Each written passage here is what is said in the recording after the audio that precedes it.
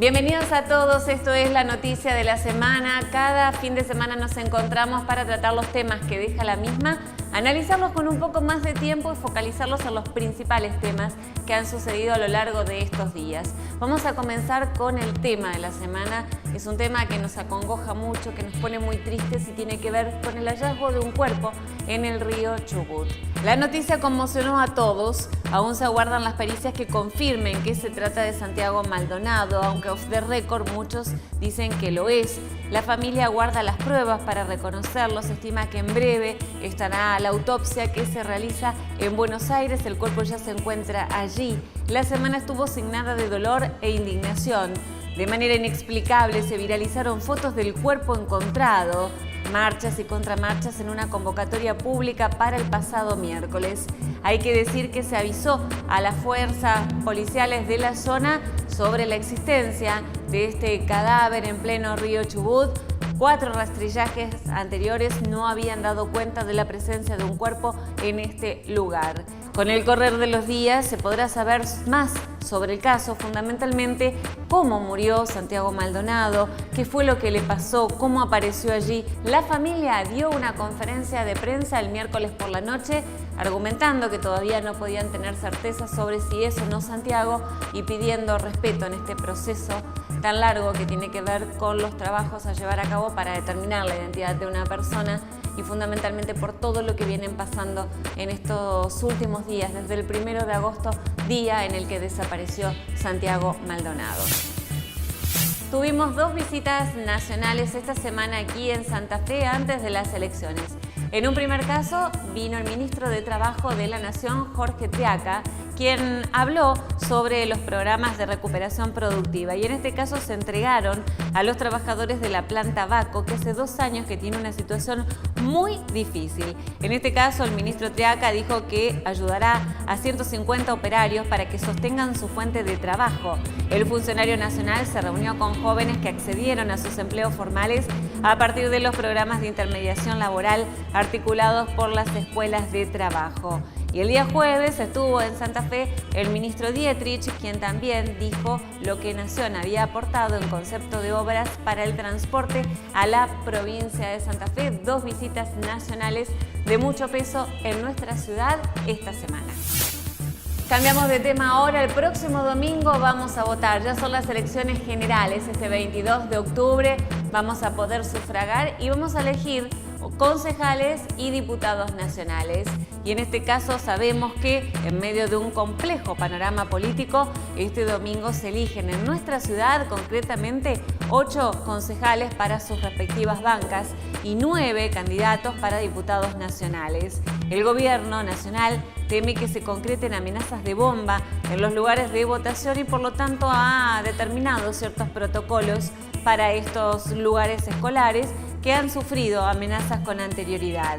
Hay recomendaciones a la hora de sufragar, son 2 sistemas diferentes y es por esto que recibimos a nuestra invitada de hoy. Le vamos a agradecer muchísimo a Claudia Catalín que nuevamente nos visite en la noticia de la semana para charlar sobre lo que implica este proceso electoral y todo lo que tenemos que tener en cuenta a la hora de sufragar este próximo domingo. Recibimos a Claudia Catalín.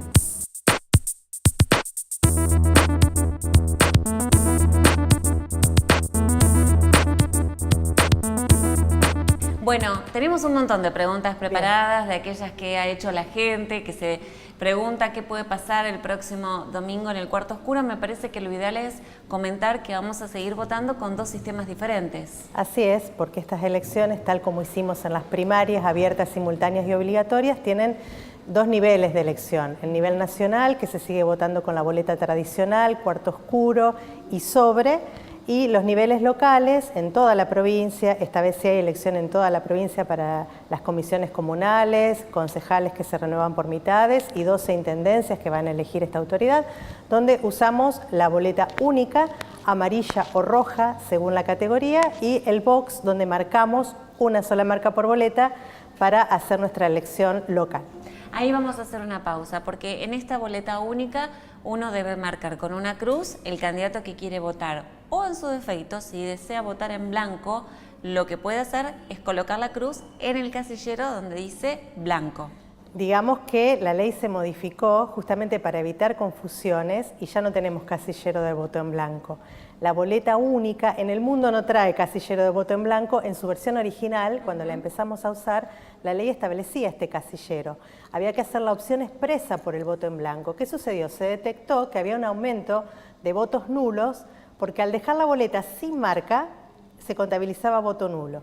Entonces se hicieron estudios sobre las marcas de las boletas con la universidad, el gobierno de la provincia hizo un muestreo en las elecciones del 2011 y 2013 y se detectó que en realidad mucha gente dejaba la boleta sin marca, lo que de sentido común es un voto en blanco. Por eso desde el 2015 se eliminó este casillero, se simplificó la opción del elector y ya no está más este casillero. Si yo quiero votar en blanco, dejo la boleta en blanco, como con la boleta tradicional, si quiero votar en blanco o pongo un papel en blanco o dejo el sobre vacío. Bueno, no lo advertí en la elección de las primarias porque no voy a votar en blanco nunca, ¿no? Es preferible elegir. Claro, la idea es justamente que más allá de lo que uno piensa respecto a los candidatos, porque mucha gente dice, bueno, a mí ninguno me convence, lo cierto es que hay que buscar opciones, ¿no? Y entre esas opciones tratar de elegir. En la vida nunca es fácil elegir, pero bueno, en esta oportunidad, como en cada elección, hay que elegir porque de esto depende un montón de cuestiones de aquí en adelante y nosotros somos también responsables de ese proceso de votación. Así que bueno, también es importante que sepamos que lo mejor es elegir. Hay muchas opciones, hay menos que en las primarias, pero tenemos la posibilidad de elegir gracias a la democracia. Y hay que cuidarla y siempre eligiendo alguna opción. Todos sabemos que bueno, somos humanos y ninguna opción tal vez nos representa al 100%, pero hay que pensar a futuro. Veo con mucho interés que algunos candidatos, sobre todo en la categoría de concejal, están poniendo las propuestas, cosa que hace unos años era difícil ver en la publicidad, en los volantes, ver qué cosas van a hacer cuando lleguen a... Y me parece interesante que conozcamos cada vez más profundamente las propuestas de los candidatos para elegirlos. Incluso en otros países, por ejemplo, se publican los currículum vitae, las propuestas en internet. Hoy en día con tantas herramientas, la verdad que uno puede indagar un poco más y tratar de encontrar la opción que más lo representa y aquella en la que confía que va a poder hacer algún cambio a futuro de lo que uno espera, ¿no? Bien. No votan a concejales los menores entre 16 y 18. Sí votan los candidatos o el candidato que elijan a diputado nacional. Así es, porque la modificación que habilitó a los menores de 16 a 18 a estar incluidos en el padrón y votar en forma voluntaria fue de la ley nacional. Nosotros en la provincia tenemos un obstáculo en la Constitución provincial que dice que los electores somos aquellos mayores de 18 años. Así que hasta tanto la Constitución no diga otra cosa, los menores solo van a recibir el sobre y van a poder votar la categoría de diputados nacionales. Bien, en esta oportunidad lo que vamos a ver son muchas menos boletas, porque como quien dice, ha habido una limpieza, quedan solo aquellos que alcanzaron una cifra determinada en cantidad de votos y que pueden ahora volver a competir en estas elecciones generales. Sí, es bastante más simple que en las PASO, tenemos solo 10 propuestas en el cuarto oscuro, es decir que vamos a encontrar 10 boletas que bueno, ahora son a color, tienen los nombres, tienen fotos, son bastante más simples para encontrar el candidato que uno prefiere. Y en la categoría local, en el caso de la ciudad de Santa Fe, tenemos solo 4 opciones y una de esas es la que tenemos que marcar en la boleta única amarilla, así que entiendo que es bastante más fácil. Sí, totalmente. Se no hay excusas para no encontrar al candidato. Claro, además con la foto, bueno, por lo menos el cabeza de lista uno lo encuentra enseguida. En relación a la cantidad de boletas para diputados nacionales, dijimos que son 10. Entre esas 10 hay que elegir una, colocarla en el sobre, salir y ponerlo en la urna. Esta es la metodología de voto para los diputados nacionales. Pero muchos dicen que por estos días hay una campaña a través de redes sociales, de WhatsApp, en la que podría haber en el cuarto oscuro boletas que no corresponden a esta elección del 22 de octubre, sino a las pasadas del 13 de agosto. ¿Cómo hacemos para darnos cuenta? Bueno, esa es una de las tantas trampas y viejas trampas de las elecciones con boleta tradicional o sábana que se han superado en la provincia de Santa Fe con esta boleta única que se usa en el mundo justamente para evitar estas cuestiones. Básicamente el voto válido con boleta sábana o boleta tradicional es con boleta oficializada, es decir, aquellas que la Autoridad Electoral Nacional consideró oficiales y que manda en una copia sellada a cada mesa, es decir, que cada autoridad de mesa recibe las 10 boletas con sellos diciendo, bueno, estas son las que sirven para votar. reciben también una cantidad X de boletas para poner en el cuarto oscuro y esas son las que valen.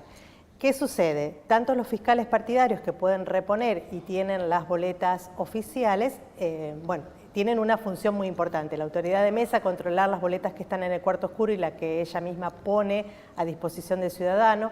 Los fiscales que tienen que no solo reponer y controlar que no se roben las boletas, otra de las trampas que se hacen con este sistema, sino, mirar que las boletas sean las que corresponden a su candidato. Y los ciudadanos que también tenemos una responsabilidad, como siempre en esto la responsabilidad de cada parte es muy importante, que tenemos que mirar bien la boleta que vamos a colocar dentro de nuestro sobre. Si vemos que dice 13 de agosto y si dice primarias, no es la boleta oficial. En ese caso deberíamos volver a la autoridad y pedir que repongan las boletas correctas y que retiren esas que no son las oficiales. ¿Y ahí termina nuestra función como ciudadanos o tenemos que hacer algo más en el caso de detectar estas boletas viejas? No, con solo avisar a la autoridad de la mesa para que las retire. En todo caso, en cada escuela hay un responsable, un delegado de la justicia electoral, a quien también podríamos advertir o hacerlo por conducto de la autoridad de mesa para que estén atentos de que no suceda en otra mesa del mismo local, porque suele pasar que las personas que se encargan de estas trampas no se enfocan en una sola mesa, sino que lo hacen en otros lugares.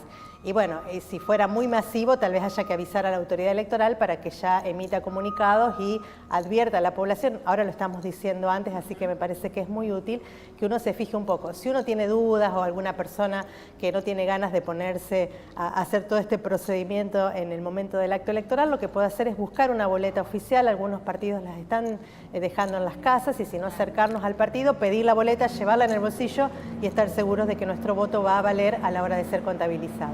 Muy bien. Para repasar entonces, ¿cómo sería un voto en blanco y un voto nulo en los dos sistemas? Para que no hagamos esto. Bien, sí, ¿para qué complicarnos? Con la boleta tradicional, la que va dentro del sobre, el voto nulo es cuando yo pongo dos boletas de candidatos diferentes. O cuando pongo en el sobre objetos extraños que no tienen nada que ver con el acto electoral. O cuando escribo, o cuando rompo la boleta de modo tal que no se vea a quién estoy votando. Esos son todos votos nulos. El blanco es muy fácil, cuando el sobre queda vacío o hay un papel en blanco, ese es el voto en blanco. En cambio, en la boleta única, donde yo tengo que hacer una marca para que mi voto es válido, si hago más de una marca, el voto es nulo. Si hago tachones, escrituras, corazones, leyendas, agravios, lo que fuera, en ese caso el voto es nulo. Y si lo dejo sin ninguna marca, es un voto en blanco. Bueno, me queda una última pregunta porque el tiempo es fundamental para un día de votación, para todo lo que sucede en esa jornada tan especial electoral. Bueno, este fin de semana se anuncia buen tiempo, con lo cual tenemos un problema menos, ¿no? Que vamos a poder llegar tranquilamente al lugar de votación. Pero te quería preguntar, en función de esto, de la asistencia a votar, siempre se está entre un 65 y 70% de asistencia. ¿En alguna oportunidad, en alguna elección, se superó este valor o siempre rondamos en lo mismo? Sí, en general en las elecciones generales, valga la redundancia, hay más asistencia que en las primarias. En nuestra provincia hemos llegado a tener un 76% de asistencia. En las últimas PASO hubo un 72% de asistencia. Es muy interesante empezar a analizar esta cuestión también porque estamos casi en un 30% de ausentismo. Claro, y es un valor importante. Exacto. Tendrá que ver en parte con personas que han fallecido, personas que están fuera del país, después podrán justificar, personas que están a más de 500 kilómetros, personas enfermas, pero en realidad sería muy interesante indagar un poco más sobre esto y ver por qué la gente no va a votar. Decíamos que además de usar el voto nulo y blanco, hay gente que no va a votar directamente por una cuestión de desazón, de desinterés o desencanto. La verdad que esto es muy interesante. En nuestra provincia hemos tenido siempre buenos porcentajes de asistencia. En estas generales esperamos superar ese 72% porque en las generales provocan más ir. Y digamos algo importante, aquellos que no fueron a las primarias tienen que ir a las generales, no importa que no hayan ido. Si no fueron a las PASO, en todo caso tendrán que justificar, pagar la multa o tendrán algún problema administrativo a la hora de hacer algún documento. Pero eso no tiene nada que ver con ir a las generales. En las generales hay que ir, este 22 de octubre todos tenemos la obligación de participar del acto electoral. Bueno, Claudia, como siempre, muchísimas gracias porque es información vital para que el próximo domingo podamos sufragar bien y además a conciencia, pensando en el voto, y además voy a pasar un avisito que me pidieron.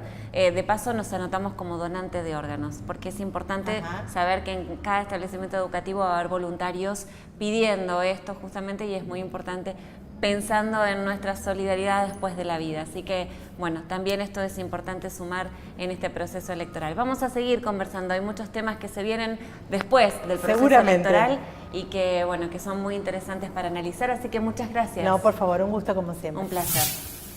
De esta manera llegamos al final de la noticia de la semana. Como siempre, el agradecimiento porque nos sintonicen, nos vean, para que puedan compartir con nosotros el análisis de los principales temas de la semana. Agradeciéndole a Sebastián Manacero en las cámaras, también le agradecemos a Tato Collins y a Nicolás Vico en la producción por hacerlo posible. Volvemos la semana entrante, después ya de haber sufragado el próximo domingo. Recuerden concurrir a las urnas, que es importante hacer valer nuestro voto y respetar la democracia. La semana próxima nos encontramos con más temas de interés. Muchas gracias y hasta entonces.